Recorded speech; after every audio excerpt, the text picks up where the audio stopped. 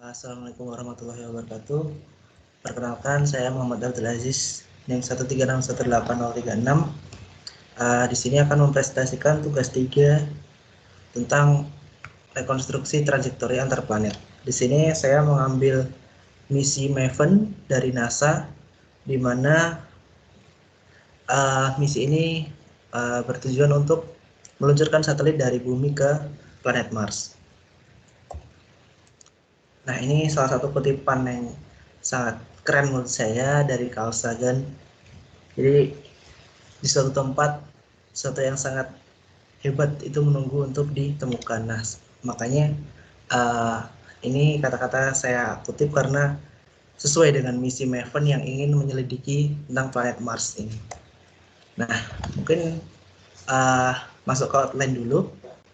Apa saja yang akan kita bahas di kesempatan ini? Yang pertama itu adalah penjelasan tentang lokasi peluncuran, kemudian roket yang digunakan untuk meluncurkan, kemudian analisis di orbit parkir, lalu lintas lepas hiperbolik, kemudian kelima adalah trajektori heliosentriknya, dan di keenam akan dibahas tentang lintas datang hiperbolik. Masuk yang pertama yaitu tentang lokasi peluncuran. Maven ini diluncurkan di Cape Canaveral Air Force Station di Florida. Ini mungkin sedikit gambarnya. Langsung saja. Yang kedua adalah tentang wahana peluncurnya adalah Atlas V401 AV038 Plus Centaur. Nah, di sini tuh didapat dari data bahwa peluncuran itu dilaksanakan 18 November 2013 dan masuk ke orbit Mars itu tanggal 22 September 2014. Kemudian data propelan yang digunakan itu hydrazine dengan ISP 240 second. Kemudian data dry mass-nya 809 kg. Wet mass ketika sudah ditambah dengan fuel itu 2454 kg, dan payload scientific-nya scientific instrumennya itu 65 kg. Kemudian lanjut untuk analisis di orbit parkir.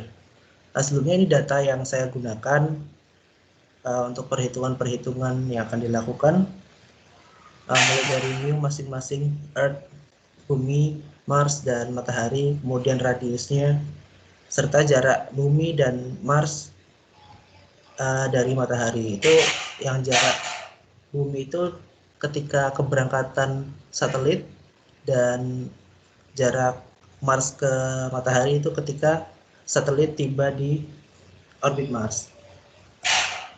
Nah, yang pertama yang kita lakukan adalah menghitung kecepatan di orbit parkir di bumi. Nah, di sini diasumsikan bahwa peluncuran itu dilakukan ketika wahana atau satelit ini berada di pericenternya. Sehingga karena data pericenter dan apocenter sudah didapat dari data referensi, sehingga bisa dilihat di sini bahwa jarak dari pusat bumi bisa dihitung, didapat 6566 km, dan semi major aksisnya bisa dihitung pula, sehingga dengan VISVIVA integral bisa langsung didapatkan kecepatan di pericenternya sebesar 10,5 km per second. Selanjutnya akan dibahas analisis lintas lepas hiperboliknya. Sebelum ke situ akan dihitung dahulu berapa kecepatan bumi dalam mengitari matahari. Bisa didapat dengan mudah dengan VISVIVA integral karena semi major aksis juga bisa didapat dengan mudah. Jarak bumi ke matahari juga sudah ada, sehingga langsung bisa didapat kecepatan bumi terhadap matahari sebesar sekian. Kemudian di sini akan dihitung ketika pada orbit heliosentrik akan dihitung kecepatan wahana yang dibutuhkan agar bisa sampai ke Mars. Nah, di sini saya mengasumsikan bahwa orbit heliosentrik itu perisenternya tepat sama dengan jarak wahana ke matahari saat itu. Jadi bisa didapat kalau di sini namanya RWS1 sekian, dan RWS2 ini adalah jarak wahana ke matahari ketika sudah sampai di Mars. Ketika sudah sampai di Mars ya. Nanti akan saya tambahkan gambarnya untuk lintas trajektorinya. Nah, di sini yang perlu dihitung tujuannya akan menghitung kecepatan di pericenter dari orbit heliosentrik itu. Nah, untuk menghitung itu perlu diketahui data semi major aksisnya dahulu. Nah, untuk mencari data semi major aksis itu bisa digunakan persamaan orbit ketika wahana masih di pericenter dan ketika wahana sudah mencapai di orbit Mars, karena jarak posisi wahana kedua-duanya sudah diketahui. Kemudian menyatukan kedua persamaan tersebut, didapatlah persamaan ini, RWS2 sama dengan RWS1 per 1 plus E cos theta dikali 1 plus E. Nah, di sini E tidak bisa langsung didapatkan, harus melalui proses iterasi. Di sini saya melakukan dengan Goldschmidt Excel. Itu bisa didapatkan nilai E yang memenuhi persamaan ini adalah 0,237. Kemudian setelah didapat dengan Goldschmidt Excel tadi, tinggal memasukkan kembali ke salah satu persamaan di sini, nanti bisa didapat nilai A. Di sini saya memasukkan ke A sama dengan RW1 per 1 minus E. Bisa didapat semi major aksisnya. Nah, dengan diketahuinya semi major aksis, bisa langsung dihitung dengan Vis-Viva integral, sehingga diperoleh kecepatan di pericenter di orbit heliosentrik sebesar sekian. Selanjutnya adalah menghitung kecepatan lintas lepas hiperbolik itu sendiri, atau di sini saya menulisnya sebagai V infinity, yaitu tinggal kecepatan di pericenter orbit heliosentrik dikurangi dengan kecepatan bumi terhadap matahari. Sebelumnya sudah dihitung, tinggal dikurangkan saja, didapat sekian ini. Kemudian untuk C3-nya didapatkan sekian. Nah, selanjutnya menghitung kecepatan yang perlu ditambahkan agar bisa mencapai V infinity tadi di pericenter orbit parkir tentunya, ketika menambahkan kecepatan sesuai asumsi awal tadi. Jadi ketika sudah diketahui V infinity, perlu dihitung dahulu kecepatan di pericenter orbit hiperboliknya. Sebelum bisa menghitung itu, perlu dicari dahulu parameter orbit hiperboliknya, yaitu eksentrisitasnya. Nah, untuk menghitung eksentrisitas itu bisa dihitung dahulu semi major aksisnya dengan rumus di sini, bisa didapat dengan mudah. Kemudian eksentrisitas bisa dihitung setelah semi major aksis diketahui.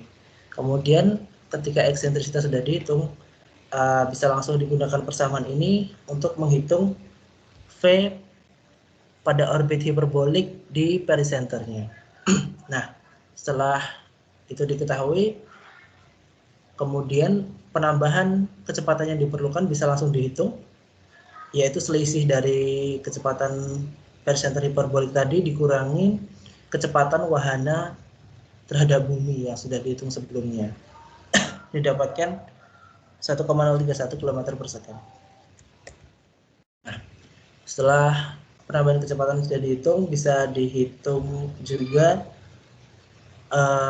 berapa massa yang dibakar, berapa massa bahan bakar yang digunakan ketika akan lintas lepas ini, akan keluar dari bumi menuju ke orbit heliosentrik. Itu bisa dihitung dengan persamaan berikut. Dengan masa totalnya itu adalah masa weight mass, jadi sudah struktur ditambah payload ditambah dengan fuel. Itu tinggal memasukkan angkanya saja. ISP dan G0 di sini adalah percepatan gravitasi bumi, yaitu 9,81 meter per sekon kuadrat. ISP sudah diketahui, sehingga massa fuel yang dibutuhkan untuk melakukan penambahan kecepatan ini adalah sekian, 870,358 kg. Yang selanjutnya adalah membahas heliocentric trajectory itu sendiri. Nah, di sini akan dibahas mengenai berapa lama sih waktu tempuh yang diperlukan si satelit ini dari bumi sampai ke planet Mars. Di sini persamaan utama yang digunakan adalah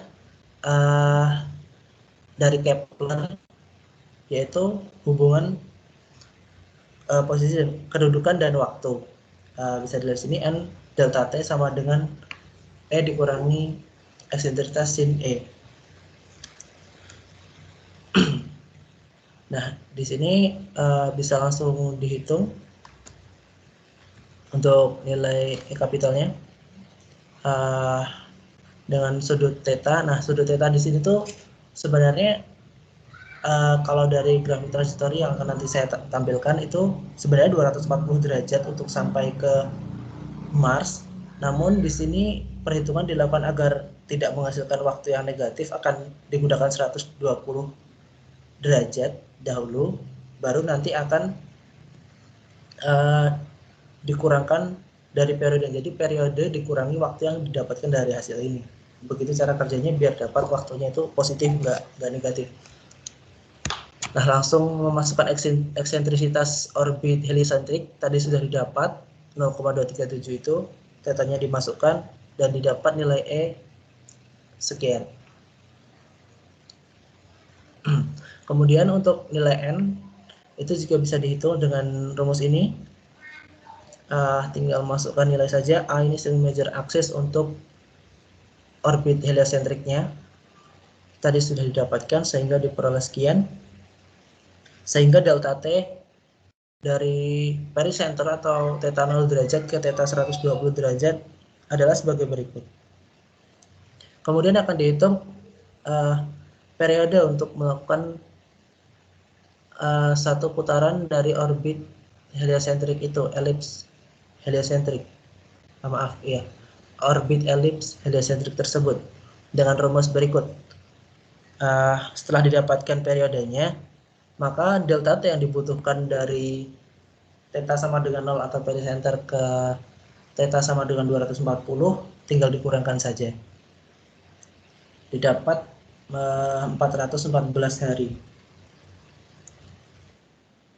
Nah, selanjutnya adalah membahas tentang lintas datang hiperbolik ketika memasuki sphere of influence dari Mars. Sebelumnya akan dihitung dulu kecepatan Mars terhadap matahari di saat wahana tiba di Mars, yaitu bisa langsung dihitung dengan Vespa integral ketika karena semi major aksisnya juga sudah diketahui, jarak Mars ke matahari juga sudah diketahui, bisa langsung dihitung kecepatan Mars terhadap matahari sebesar ini.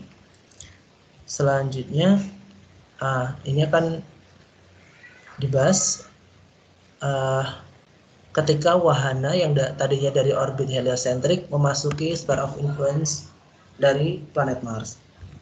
Nah, di sini cukup sederhana karena semi major axis dari orbit heliosentrik sudah didapatkan sebelumnya, sehingga hanya perlu memasukkan nilai-nilainya ke persamaan Vespa integral. Didapatkan kecepatan sebagai berikut. Nah, kemudian akan dihitung kecepatan lintas datang hiperbolik. Tinggal mengurangkan saja berapa kecepatan Mars saat itu dan dikurangi dengan kecepatan wahana saat dari orbit heliosentriknya. Didapatkan sekian. Nah, kemudian dari V infinity ini bisa dihitung C3 yang dibutuhkan, yaitu 2,832. Kemudian untuk menghitung delta V, sebelumnya akan dihitung dulu berapa sih kecepatan wahana itu di orbit capture dari planet Mars. Nah, kebetulan tuh capture orbitnya tuh udah ada datanya. Sebenarnya bukan data langsung gitu, tapi diketahuinya itu data science orbitnya. Jadi orbit yang akan dilalui oleh Maven untuk penelitiannya. Nah, ketika capture orbit ini tidak sama dengan science orbitnya ketika saya lihat dari video NASA itu, namun bisa dilakukan perkiraan kasar gitu, semacam scaling untuk memperkirakan pericenter dan apocenter dari capture orbit ini. Dan saya menggunakan scaling tadi sekian, pericenternya 200 dan apocenternya sekian. Didapat semi-major axis untuk capture orbit ini sekian, dan dengan V-square integral langsung bisa dihitung. Oh ya, dengan asumsi lagi ini, asumsi wahana itu melakukan perubahan kecepatan ketika di pericenternya. Jadi di sini R yang saya masukkan adalah R dari jarak wahana ke pusat Mars ketika di pericenter. Begitu. Didapatkan kecepatannya sekian. Setelah itu bisa dihitung untuk delta V-nya dengan melakukan seperti sebelumnya. Ketika sudah diketahui V infinity, akan dihitung V di pericenter pada orbit hiperboliknya. Persamaannya seperti sebelumnya, delta V di departure. Ketika keberangkatan harus dihitung dulu parameter-parameter orbitnya seperti tadi. Cukup sederhana karena data-datanya sudah diketahui. Ketinggian wahana di pericenter, jari-jari Mars juga sudah diketahui, tinggal dimasukkan saja.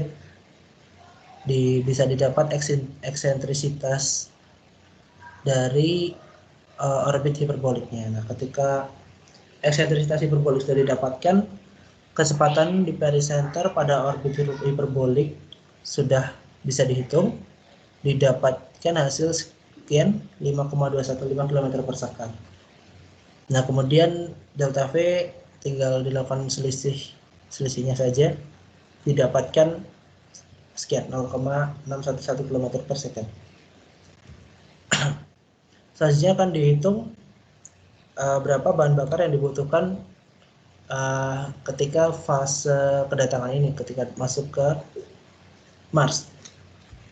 Dengan persamaan sama sebelumnya, tapi masanya di sini berbeda karena sebelumnya sudah berkurang ketika dilakukan pembakaran pertama. Jadi 2454 ini masa total awal dikurangi dengan masa fuel yang digunakan saat manuver pertama kali, didapatkan sekian, dan tinggal dimasukkan ke rumus, didapatkan masa bahan bakar yang digunakan adalah 361,788 kg. Nah, di sini akan dilakukan perbandingan dari data analisis rekonstruksi yang dilakukan dengan data yang diperoleh. Di sini data yang diperoleh hanya beberapa saja, jadi tidak semua diperoleh, cuman ada C3 di keberangkatan, delta V ketika memasuki Mars, dan waktu yang dibutuhkan. Nah, di sini untuk C3 sudah cukup mirip. errornya cukup kecil. Ini karena asumsi-asumsi seperti inklinasi begitu yang diabaikan, dan kemudian menebak bahwa keberangkatan berada di pericenter semacam itu. Namun di sini errornya cukup kecil, mungkin karena asumsi yang terlewat itu belum terlalu banyak gitu dibandingkan dengan yang setelahnya ini, seperti delta V arrival ini 50% errornya. Nah di sini tuh bisa jadi karena adanya koreksi trajektori. Jadi setelah saya baca-baca itu untuk misi Maven ini dilakukan beberapa kali koreksi agar wahananya itu bisa tepat gitu ke Mars. Nah, tapi di perhitungan saya tidak melakukan itu. Di situ mungkin bisa menambah error, berkontribusi ke error. Kemudian juga ini ternyata setelah saya selidiki lagi itu untuk berubah dari capture orbit ke silent orbit itu nggak langsung gitu, ada tahapannya, ada tahapan orbit yang dilewati. Nah, di situ saya tidak mempertimbangkan itu, jadi benar-benar delta V arrival di sini tuh cuma dari heliocentric ke capture orbit saja. Sedangkan yang 1,231 ini tidak dispesifikan apakah itu sampai silent orbit atau bukan gitu. Jadi menurut saya ini bisa jadi salah satu penyumbang error juga di sini. Yang selanjutnya juga karena saya menganggap semua analisis di sini dilakukan dalam satu bidang yang sama. Itu juga turut akan berkontribusi dalam propagasi error ini. Hasilnya adalah waktu tempuh. Waktu tempuh di sini yang saya dapatkan itu sekitar 414 hari, sedangkan di data ketika dihitung itu ada 308 hari. Ada error sekitar 34%. Ini kurang lebih juga sama penyebabnya karena delta V arrival tadi.